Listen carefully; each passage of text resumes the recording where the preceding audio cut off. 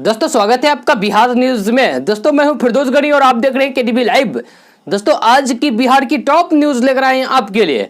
दोस्तों video start करने से पहले आपसे रिक्वेस्ट है, अगर आप नए आए इस चैनल पर तो चैनल को सब्सक्राइब करके बेल आइकन को भी प्रेस कर दीजिए और साथ में वीडियो को लाइक कीजिए, अपने दोस्तों के साथ शेयर भी कीजिए। तो चलिए दोस्तों स्टार्ट करते हैं आज का न्यूज। बिहार में कल 1166 नए संक्रमितों की पहचान की गई है। इसके साथ ही राज्य में संक्रमितों की संख्या बढ़कर 17,421 हो गई है। स्वास्थ्य विभाग से मिली जानकारी के अनुसार अररिया में 1, अरवल में 20, औरंगाबाद में 3, बांका में 3, बेगूसराय में 79, भागलपुर में 78, भोजपुर में 33, बक्सर में 1, दरभंगा में 3, गया में 65, पूर्वी चंपारण में 11, गोपालगंज में 22, जमुई में 28, जहानाबाद में 17, कैमूर में 18, कटिहार में 28, खगड़िया में 9, लखीसराय में 17, मधेपुरा में 7, मधुबनी में 41, मुंगेर में 68, मुजफ्फरपुर में 76, नालंदा में 24, नवादा में 7, पटना में 228, पूर्णिया में 8, रोहतास में 51, सहरसा में 11, समस्तीपुर में 29, सारण में 8, शेखपुरा में 5, शिवहर में 4, सीतामढ़ी में 6, सीवान में 50, सुपौल में 3, वैशाली में 6 और पश्चिमी चंपारण में 39 नए संक्रमित मरीज मिले हैं। बिहार में लगातार बढ़ रहे संक्रमण के बीच नेता प्रतिपक्ष तेजस्वी यादव ने एक वीडियो ट्वीट किया है। वीडियो को ट्वीट करते हुए तेजस्वी यादव ने कहा है कि पटना एम्स के फुटपाथ पर लेटा व्यक्ति पॉजिटिव मिल रहे हैं। सरकार, प्रशासन और अस्पताल कोई नहीं सुन रहा है। बिहार में महामारी के हालात बहुत भयावह है। आने वाले दिनों में स्थिति बेकाबू होने वाली है। सरकार जांच नहीं कर पा रही है, आंकड़े छिपा रही है। बिहार को अब ऊपर वाले ही बचाए। बिहार के बगहा में एक मगरमच्छ ने कहर बरपाया है। गंडक नदी से निकलकर यह मगरमच्छ भटकते हुए बगहा शहर के शास्त्री नगर मोहल्ले में पहुंच गया और कहर बरपाने लगा। इस दौरान मगरमच्छ ने 2 बकरियों का शिकार भी किया और एक घर के दरवाजे पर ही डेरा डाल दिया। जब मगरमच्छ को भगाने की कोशिश की गई तो उसने लोगों पर ही हमला बोल दिया। मगरमच्छ के इस हमले में 2 लोग घायल भी हो गए हैं। घायलों में वीरेंद्र यादव ने बताया कि जब सुबह वे लोग जगे तो उनकी 2 बकरियों का शिकार करके मगरमच्छ घर के बाहर ही जमा था। फिर जब उसे भगाने की कोशिश की गई तो वह उग्र हो गया और उसने 2 लोगों को घायल भी कर दिया। फिर किसी तरीके से बड़ी मुशक्कत के साथ ग्रामीणों ने मगरमच्छ को बांध दिया और वन विभाग को इसकी सूचना दे दी। उमस भरी गर्मी एवं बारिश के बीच बिहार में सब्जियों के दाम आसमान छूने लगे हैं। लगातार बारिश के चलते खेतों में लगी सब्जियां बर्बाद हो गई है। बाजारों में बाहर से सब्जी आ रही है, जिसके चलते दाम में काफी उछाल आया है। लॉकडाउन के दौरान सब्जियों के दाम में काफी गिरावट आई थी। सब्जी मंडी में टमाटर कर्नाटक के बेंगलुरु से पहुंच रहा है। 20 से 25 रुपए किलो बिकने वाला टमाटर आज 60 रुपए किलो बिक रहा है। टमाटर का दाम सुनकर ग्राहकों का मुंह खुला रह जाता है। सब्जी मंडी के एक थोक विक्रेता ने बताया कि अधिकांश सब्जियां बाहर आ रही है। पश्चिम बंगाल से परवल तथा बैगन यूपी के इटावा से आ रही है। आरएलएसपी के प्रधान महासचिव आनंद माघव ने बिहार में बाढ़ को लेकर बन रही स्थिति पर बड़ा बयान दिया है। उन्होंने कहा है कि बिहार हर साल बाढ़ का प्रकोप झेलता है। करोड़ों लोग प्रभावित होते हैं। बड़ी संख्या में जान माल की क्षति होती है। फसल तक बाढ़ की वजह से बर्बाद हो जाता है। देखा जाए तो एक तरह से बाढ़ बिहार में सालाना त्रासदी बन चुकी है, यानी कि सालाना रूटीन बन चुकी है जो हर साल आती है। उन्होंने कहा है कि हर साल की तरह इस साल भी बिहार में बाढ़ ने दस्तक दे दी है। पिछले करीब 1 हफ्तों से लगातार हो रही बारिश के कारण नदियां उफान पर है। बिहार सरकार पर निशाना साधते हुए आनंद माघव ने कहा है कि सारी योजनाएं सुपर फ्लॉप साबित हुई है। मुख्यमंत्री नीतीश कुमार का पिछले कुछ सालों के दौरान कई परियोजनाओं के अंतर्गत बड़े कामों को देखे तो कई योजनाएं बनाई गई लेकिन सफल नहीं हुए, सब फ्लॉप हो गए हैं। मुसलमानों के बच्चों को बेहतर शिक्षा देने के लिए अल्पसंख्यक कल्याण विभाग ने मदरसे की सूरत बदलने का निर्णय लिया है। इस योजना के तहत अब मदरसे में 3 मंजिला भवन के अलावा समृद्ध पुस्तकालय, कंप्यूटर प्रयोगशाला, सभा कक्ष, पुस्तकालय और ऊर्जा संयंत्र, शुद्ध पेयजल संयंत्र आदि लगाए जाएंगे ताकि वहां शिक्षा ग्रहण करने आए छात्र छात्राओं को हर तरह की सुविधा मिल सके। 7 अगस्त को मुख्यमंत्री नीतीश कुमार वर्चुअल रैली करेंगे। मुख्यमंत्री नीतीश कुमार की 7 अगस्त को होने वाली पहली वर्चुअल रैली को सफल बनाने में जुट गई है। जदयू के विधानसभा वार वर्चुअल कार्यकर्ता सम्मेलन 18 जुलाई से शुरू होकर 31 जुलाई तक चलेंगे। इस कार्यकर्ता सम्मेलन को पार्टी के प्रमुख नेता संबोधित करेंगे। जदयू के राष्ट्रीय महासचिव रविंद्र सिंह ने जानकारी देते हुए बताया कि पार्टी ने अपने 4 प्रमुख नेताओं के नेतृत्व में 4 टीमें गठित की है। ये टीम प्रतिदिन 4 कार्यकर्ता सम्मेलन को संबोधित करेंगे। मानसून की मेहरबानी से बिहार के अधिकतर गांवों में धान रोपने का कार्य जोर पकड़ा है, जबकि कुछ गांवों में अभी लोग पर्याप्त बारिश का इंतजार कर रहे हैं। जहां पानी की कमी है वहां लोग मोटर या फिर डीजल पंप के सहारे रोपने का कार्य कर रहे हैं। अब बस डर इस बात की है कि कहीं बाढ़ की तबाही में इस बार धान न बह जाए, क्योंकि जिस तरीके से मौसम का मिजाज दिखाई दे रहा है उससे यह साफ पता चलता है कि इस बार कुदरत भारी तबाही ला सकती है। बिहार के साथ नेपाल में हो रही बारिश के कारण राज्य की नदियां उफान पर रहे। राज्य के कई गांवों में बाढ़ का पानी प्रवेश कर गया है। राज्य की सभी प्रमुख नदियों के जलस्तर में वृद्धि हुई है, जिससे राज्य की प्रमुख नदियां आज कई स्थानों पर खतरे के निशान से ऊपर बह रही है।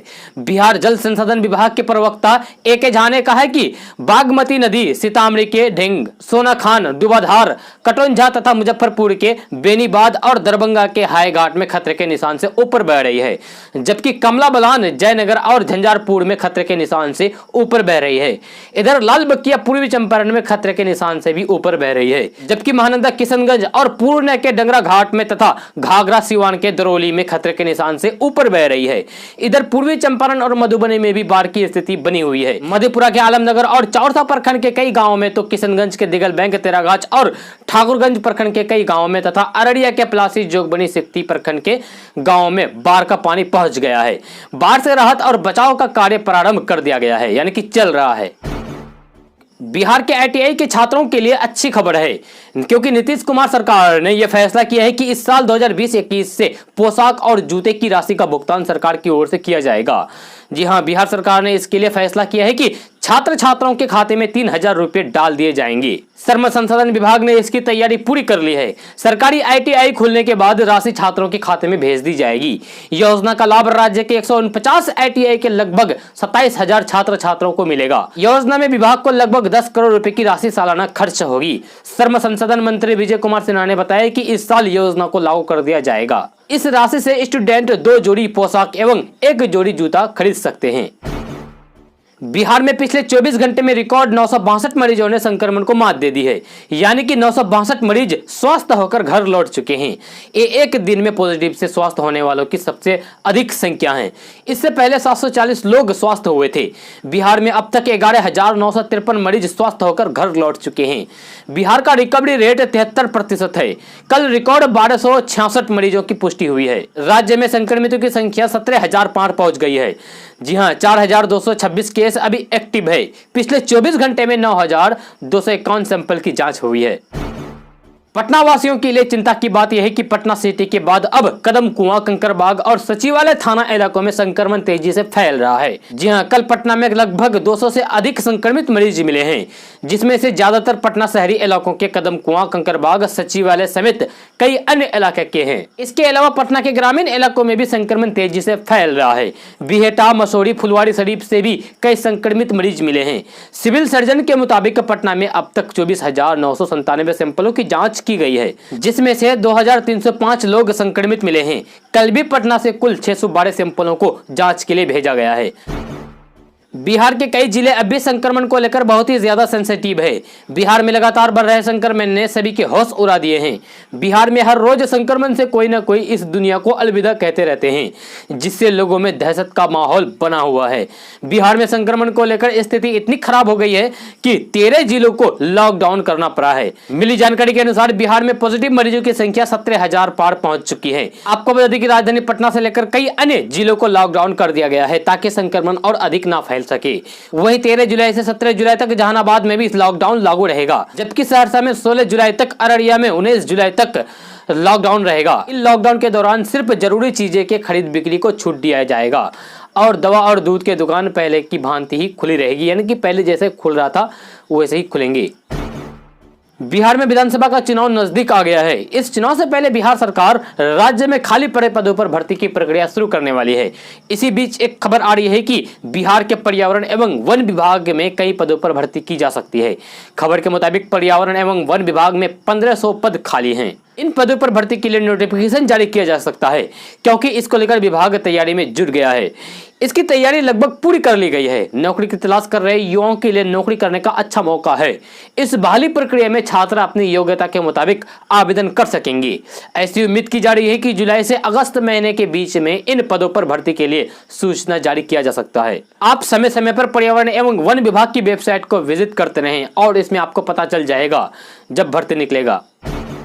जदयू के वरिष्ठ नेता अजय आलोक में संक्रमण के लक्षण पाए गए हैं। जी हां, परिवार में उनकी पत्नी और 2 बच्चों में भी संक्रमण पाया गया है। जांच के बाद चारों लोगों की रिपोर्ट पॉजिटिव आई है। इसके बाद डॉक्टर की सलाह पर जेडीयू नेता और उनके परिवार के अन्य सदस्यों को होम क्वारंटाइन में रहने को कहा गया है। जेडीयू नेता जांच रिपोर्ट आने के बाद सोशल मीडिया के जरिए यह सूचना दी है। जी हां, बिहार में इस महामारी के संक्रमण की चपेट में आने वालों की संख्या बढ़कर 17,000 पार पहुंच चुकी है। जेडीयू नेता अजय आलोक ने सोशल मीडिया के जरिए शेयर किए गए ट्वीट में परिवार के पॉजिटिव होने की जानकारी साझा की है। आरजेडी अध्यक्ष लालू प्रसाद यादव के घर खुशियां भर आया है। जी हां, दरअसल लालू प्रसाद यादव की नातिन दुर्गा भारती ने अपनी मेहनत के बलबूते परचम लहरा दिया है। दुर्गा भारती दिल्ली में पढ़ाई करती है और इस बार सीबीएसई बोर्ड से 12वीं का एग्जाम दिया था और जैसे ही सीबीएसई बोर्ड का रिजल्ट आया तो पूरी लालू परिवार गदगद हो गई। जी हां, इस बार लालू प्रसाद यादव की नातिन दुर्गा भारती ने 12वीं का एग्जाम दिया था और दुर्गा भारती को 12वीं में 95% मार्क्स मिले हैं। दुर्गा भारती लालू प्रसाद यादव की बड़ी बेटी मीसा भारती की बेटी हैं। सीवान जिले में संक्रमण के लगातार बढ़ रहे मामलों को देखते हुए प्रशासन ने बिना मास्क के घूमने वालों पर सख्ती बरतनी शुरू कर दी है। इसके बावजूद अभी भी कई लोग इसकी अनदेखी कर रहे हैं। ऐसे लोगों पर कार्रवाई के लिए जिले के विभिन्न प्रखंडों में पदाधिकारियों ने वहां जांच अभियान चलाया। जी हां, बिना मास्क के बाइक चलाने वालों के विरुद्ध जुर्माना वसूला गया और उन्हें हिदायत दी गई। हुसैनगंज, चट्टी और टेरी घाट में सीओ सिद्धानाथ सिंह ने वाहन जांच करके करीब 1 दर्जन लोगों के विरुद्ध कार्रवाई तथा लोगों को मास्क लगाने की हिदायत दी गई। बिहार में संक्रमण लगातार बढ़ता जा रहा है। संक्रमण के आंकड़े ये बताने के लिए काफी हैं कि इसके दायरे में समुदाय के लोग भी आने लगे हैं। इसके बावजूद लोग अब भी समझदारी दिखाने के बजाय मनमानी पर उतारू है। शहर से लेकर गांव की सड़कों पर लॉकडाउन के बावजूद भीड़ भाड़ लगा रहता है। इस बीच लोगों में न ही खुद के बचाव के प्रति कोई चिंता है दिख रही है और न ही संक्रमण की फिक्र है। पुलिस भी भीड़ भाड़ वाले इलाकों में लोगों पर नियंत्रण के प्रति सक्रिय नहीं दिख रहे हैं। ऐसे में शहर से लेकर गाँव तक और चौक चौराहों पर लोगों की भारी भीड़ लगी रहती है, जिससे संक्रमण फैलने का डर सता रहा है। इन दिनों भाजपा पूरी तरीके से बिहार में विधानसभा चुनाव की तैयारी में जुटी हुई है। इसी कड़ी में उप मुख्यमंत्री सुशील कुमार मोदी ने सासाराम विधानसभा के लोगों को वर्चुअल रैली के माध्यम से संबोधित किया। संबोधन के दौरान सुशील कुमार मोदी ने लोगों से कहा कि रोहतास जिले में 40,000 नए राशन कार्ड बनाए गए हैं, जिनका वितरण किया जा रहा है। संबोधन के दौरान भाजपा नेता सुशील कुमार मोदी ने जनता के सामने 15 वर्षों के विकास कार्य भी गिनवाए हैं। सुशील कुमार मोदी ने जनता के सामने विकास कार्य को देखते हुए कहा कि बिहार में चमचमाती सड़कें, घर घर बिजली, नल से पीने का पानी, गली नाली और अलग फिल्टर से खेत की सिंचाई के लिए अब तक 3,50,000 किसानों को 65 पैसे प्रति यूनिट की दर पर बिजली दी है। क्या 15 वर्ष पहले किसी ने ये कल्पना भी सोचा होगा कि ये सब बिहार में साकार होगा? इसके अलावा सुशील कुमार मोदी ने दावा किया है कि हमें बिहार को नंबर 1 बनाना है। इन दिनों नेपाल में हर बात के लिए भारत को कोसने का चलन सा बन गया है। यहाँ तक कि नेपाल में कम्युनिस्ट पार्टी की सरकार ने बाढ़ के लिए भी भारत को ही कोसना शुरू कर दिया है, जबकि सच्चाई यह है कि पड़ोसी देश से अचानक बड़ी मात्रा में पानी छोड़े जाने की वजह से हर साल उत्तर बिहार में भारी तबाही मचती है और इस साल भी भारी तबाही मच रही है। भारत विरोधी भावनाओं को भड़काने में जुटी केपी शर्मा ओली सरकार में गृह मंत्री राम बहादुर थापा ने अब बाढ़ के लिए भी भारत पर ठिकरा फोड़ दिया है। नेपाली मीडिया हाउस कांतिपुर की एक रिपोर्ट के मुताबिक गृह मंत्री राम बहादुर थापा ने कहा है कि भारत ने सीमा पर सड़कों और अन्य इंफ्रास्ट्रक्चर का निर्माण करके पानी की निकासी को रोक दी है और नेपाल को डुबो दिया है। उत्तर बिहार के दरभंगा जिले में बाढ़ का पानी तेजी से फैलने लगा है। जिला के घनश्यामपुर प्रखंड के 2 गांवों में बाढ़ का पानी फैल गया है। इलाके के रसिया हाई स्कूल में भी बाढ़ का पानी पूरी तरीके से प्रवेश कर गया है और नदी के बीच में बसा पूरा गांव बाढ़ के आने के बाद अब टापू बन गया है। गांव में आने जाने के लिए सिर्फ नाव ही एक सहारा बचा हुआ है। लोग अपनी जरूरी काम के लिए नाव का सहारा ले रहे हैं। सीबीएसई 12वीं के रिजल्ट में पटना जोन देश भर में सबसे निचले पायदान पर रहा है। सीबीएसई के 16वें रीजन में पटना जोन का रिजल्ट सबसे कम यानी कि 74% ही रहा है। 2019 में भी कुल 10 जोन में सबसे निचले पायदान पर पटना जोन ही था। इस बार भी पटना जोन 80% का आंकड़ा पूरा नहीं कर सका। इस बार भी सबसे बेहतर 97% त्रिवेणी रीजन का रिजल्ट रहा। बेंगलुरु जोन दूसरे नंबर पर यानी कि 97.5% पर है, जबकि दिल्ली जोन चौथे और 5वें पायदान पर है। दोस्तों आज का न्यूज़ सुबह से यहाँ तक कैसा लगा जरूर अपना सुझाव दीजिएगा नीचे कमेंट बॉक्स में कमेंट करके। अगर आप नए आए इस चैनल पर यानी कि केडीबी लाइव पर तो नीचे रेड कलर का बटन होगा, वहाँ पर क्लिक कर दीजिए और साथ में वीडियो को लाइक कीजिए, अपने दोस्तों के साथ शेयर भी कीजिए। तो चलिए दोस्तों फिर मिलते हैं अगले वीडियो में।